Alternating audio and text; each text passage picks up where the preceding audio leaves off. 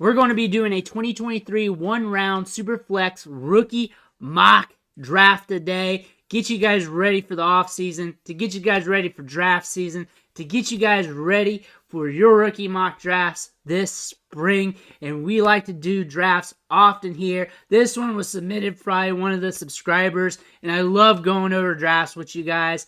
And it's a quick one-rounder, 12-team draft. And let's just get this started right now. The first pick in this draft should not be a surprise, whether it's 1 QB, Superflex, 2 QB, all QB, no QB. It's Bijan Robinson, running back from Texas. Big-time 5-star recruit. This guy is slick. He is a highlight generator. He's got size, speed, burst, vision, the receiving ability. He's got it all. He's going to have the draft capital. Should be a first rounder. How high in the first round is going to be a question, but he is locked and loaded as the 101 in rookie drafts this year, no matter the format. And I'm actually going to be seeking out drafts that have him sliding in rookie drafts because I just want to see what it looks like, and I want to figure out the reasoning behind it. Going on to our second pick in the Superflex rookie mock draft. And we're not wasting any time. We're going to quarterback.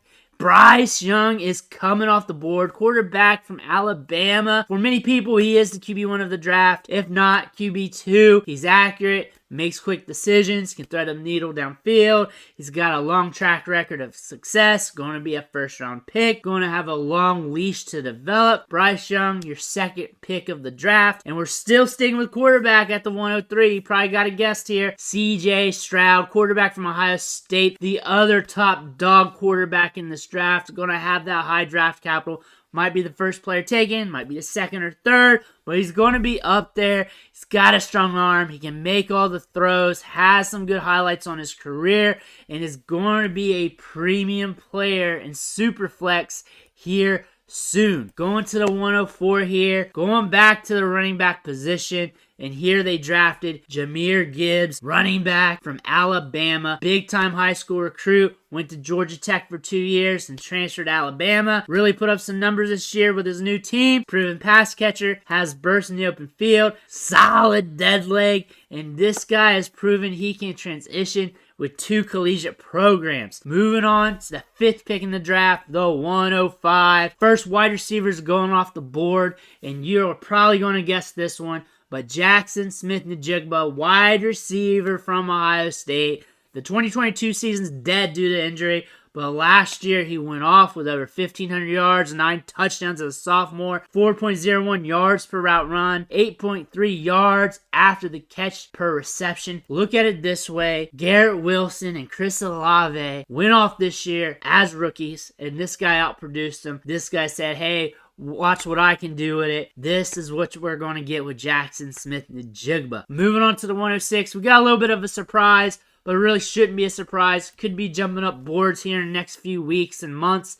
And that's Sean Tucker, running back from Syracuse, your 6th pick of this draft. 14 100-yard games in the last 2 seasons. Back-to-back 1,000-yard seasons. Caught 63 passes over the course of his career. Has speed, has burst, can be used in the passing game, can be ran between the tackles. 3.51 yards after contact per attempt. He is a running back to watch this off season. Moving on to the 107, 7th pick off the board. We're going back to another running back, and sometimes this guy gets drafted a little higher, sometimes he slides in the draft, but we're looking at Zach Evans, running back from Ole Miss, formerly from TCU. Has good size, adjusted athleticism, can run between the tackles, has burst and speed for days, big-time 5-star recruit, even sharing out the backfield this year, has 893 yards and 8 touchdowns. Where he goes at in the real NFL draft is going to dictate how he's going to be valued in Dynasty. Going to the 108, the 8th pick, and this one shouldn't be a big surprise. Depending on how you value this player is what you're going to think of him, and we're going to have a lot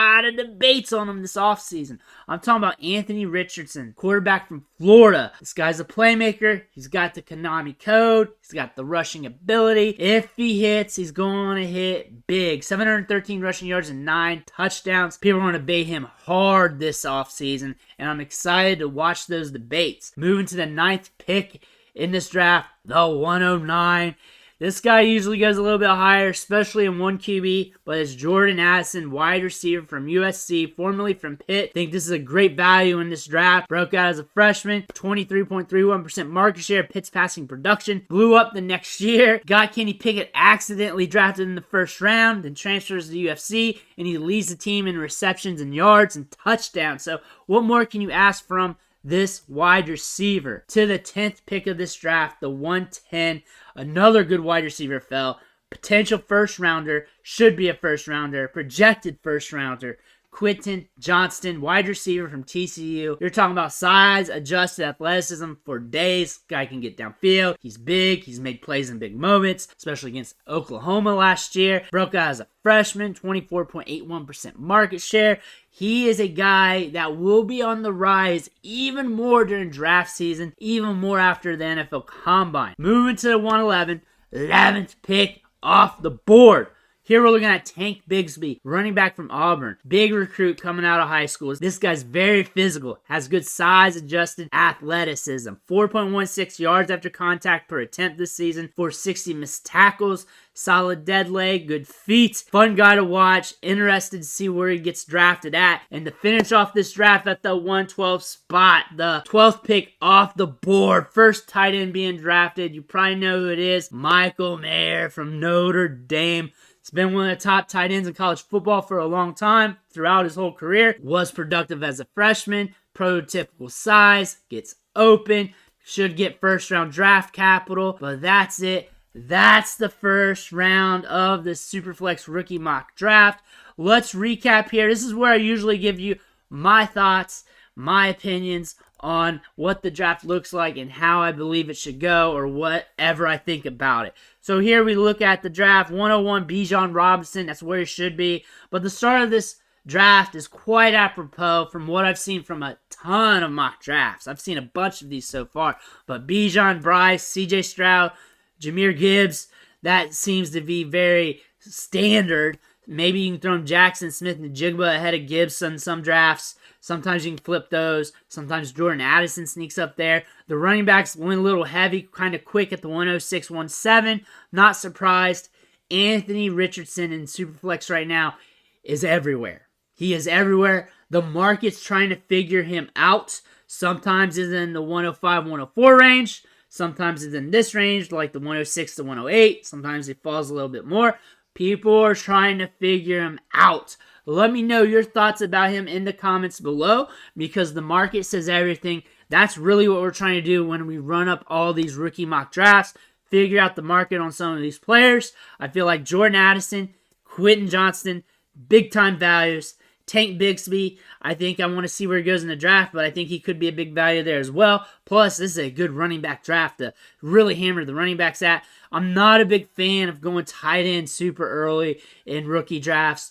Not really into it. I feel like I can just take my second-round rookie pick and trade it for a veteran tight end and get decent results. Get a guy that's producing and be all right. So at 112, I'm not huge on it, but I can kind of understand. But this year, we got a lot of guys. We got a lot of wide receivers. We got a lot of running backs. I really don't feel like it's the best move to go tight end this early when you have meat on the bone at wide receiver. It's starting to thin out now. And some meat on the bone at running back. You got a lot of meat there. Hammer running backs. Really crush that position this year and take those shots on that position. Because if you can get a couple good dice rolls there, you're going to be set for a bit, and then you can explore other positions in next year's draft or in trades or whatever. But this year, the market is screaming running back. Round 1, 2, 3, 4, 5, 6, 7, how many rounds you do. But the market is screaming that. There will be some albatrosses at wide receiver here, but it's not as deep as other years. There's some talent here that you do not want to ignore when you look at it from the micro, but when you look at it from the macro, it is not as strong as recent years, so you really want to hammer the running back position this season. Again, let me know your thoughts on that as well. But I want to thank you for watching. Make sure you hit that subscribe button on the way out. It's only going to help you going forward. I'm going to help you with your Dynasty teams. We're going to do Dynasty trades. We're going to look at these rookie drafts nonstop. We're going to be covering these rookies non-stop. If you were here last year, you know this, and it's going to be even more this year because I'm pumping out content even quicker, even faster, even harder than before. But I want to thank you for watching, and I'll catch you on the next video.